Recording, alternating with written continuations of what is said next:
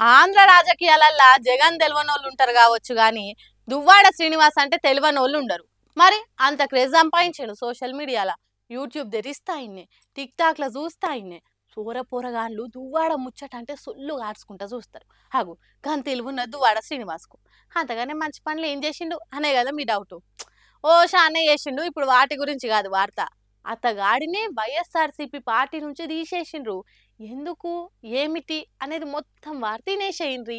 వ్రతం జెడ్డ ఫలితం దక్కాలి అని పెద్దోళ్ళు ఎందుకు చెప్పిండ్రో ఏమో గాని దువ్వాడ విషయంలో మాత్రం పక్కా సరిపోతుంది. ఆవు 3 పార్టీలలో చేరినా 3 సార్లు పోటీ ఓడిపోయిన రాని ఇలువ తను చేసిన శిల్పి పనులకు వచ్చింది. బంగారం అసొంటి భారీ ఉండంగా ఇంకో ఆడామెతోని ఇగిలిచ్చుకుంటా తిరిగిండట. ఉత్త తిరుగుడే కాదు, ఫోటోలు వీడియోలు సోషల్ మీడియా షేరింగులు లైకింగులు, అబ్బో చిన్న కథలు కాదు పోన్రి. సారేసిన ఏషాల మీద టీవీలలో డిబేట్లు చర్చలు ప్రైమ్ న్యూస్ లట్టరం పెట్టరం చెడు వార్తలు వరుస పెట్టొచ్చేది. అట్లా వచ్చుడుతోని 2 తెలుగు రాష్ట్రాలల్లా దువ్వాడ పేరు మారు మోగింది.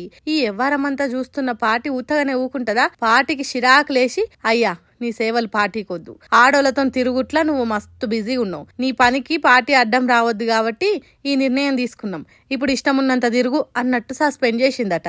శ్రీకాకుళం జిల్లా టెక్కలిల రాజకీయం చేసే దువ్వాడకు ఎట్లా కలిసిందో ఏమో గాని మాధురి అనేట ఆమె జంట అయిందట.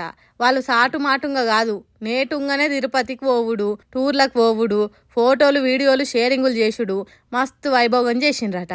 అందుకే సస్పెండ్ చేసి సాగనంపిండ్రట పార్టీ నుంచి వైసీపోలు. పార్టీల నుంచి తీసేసినంత మాత్రాన నాకు వచ్చే నష్టం ఏం లేదు, నేను నా మాధురి కలిసి శారీ సెంటర్ అంటే చీరల షాప్ వ్యాపారం చేసుకుంటా అని అన్నాడట దువ్వాడ శ్రీనివాసు. ఎట్లయితే ఏంది గాని ఆ సోషల్ మీడియా పుణ్యమా అని దువ్వాడకు సెలబ్రిటీ స్టేటస్ వచ్చింది. వాళ్ళ బిజినెస్ కు డోకుండదని అంటుర్రు అక్కడి పబ్లిక్. దొంగ బడవేగాలు, కరడు గట్టిన కంత్రిగాలు, మంది పానాలంటే లెక్కలేని కర్కశకులు, జమ్మూ కాశ్మీర్లో ఉగ్రవాద ఔలగాళ్ళు రాక్షసుల తీరుగానే కాల్పులు జరిపిండ్రు. మరి వాళ్ళకు వచ్చేదేందో పోయేదేందో తెలియదు గాని పచ్చటి అందాల కాశ్మీర్లా వెచ్చటి నెత్తురు వారిచ్చిండ్రు. అన్యం పుణ్యం తెలియని టూరిస్టులను కాల్చి చంపిండ్రు. ఒక్కొక్కళ్ళని చూస్తుంటే దుఃఖం వస్తున్నది, వాళ్ళ ఏడుపులు వింటుంటే గుండెలు కరిగిపోతున్నాయి. హాగో అదే ముచ్చట మీద దేశ హోంశాఖ మంత్రి అమిత్ షా ఆడికి పోయిండు. ఆడ ముచ్చటేందో ఆడుచుకుందాం పాన్రి.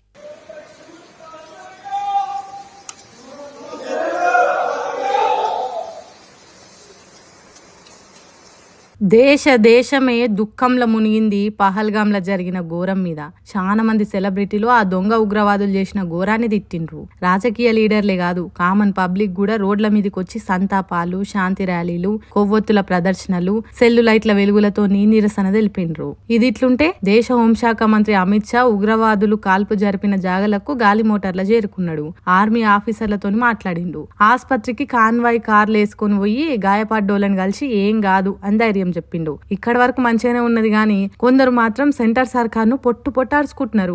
అమిత్ షా వచ్చేతానికి 66 ఆర్మీ కార్లు, పెట్రోలింగ్ జీపులు, జవాన్ల ఇస్కట్లతోని రైమన్ వచ్చిండు. ఇక్కడికి వచ్చిన పెట్రోలింగ్ జీప్లల్లా 10% పహల్గాంలో తిరిగితే ఆ దొంగ బడివేగాళ్లకు కాల్పులు జరిపే ఛాన్సులు ఉండకపోవు కదా, దేశ ప్రజల ప్రాణాలు పోకపోవు కదా. గత 3 ఏళ్ల నుంచి ఆర్మీ ఉద్యోగాలు నింపుడులేదు. ఇప్పటికి 180,000 పోస్టులు ఖాళీగానే ఉన్నాయి. దేశ రక్షణ రంగం మస్తున్నది, రోజు రోజుకు డెవలప్ అవుతున్నదని చెప్తున్నారు.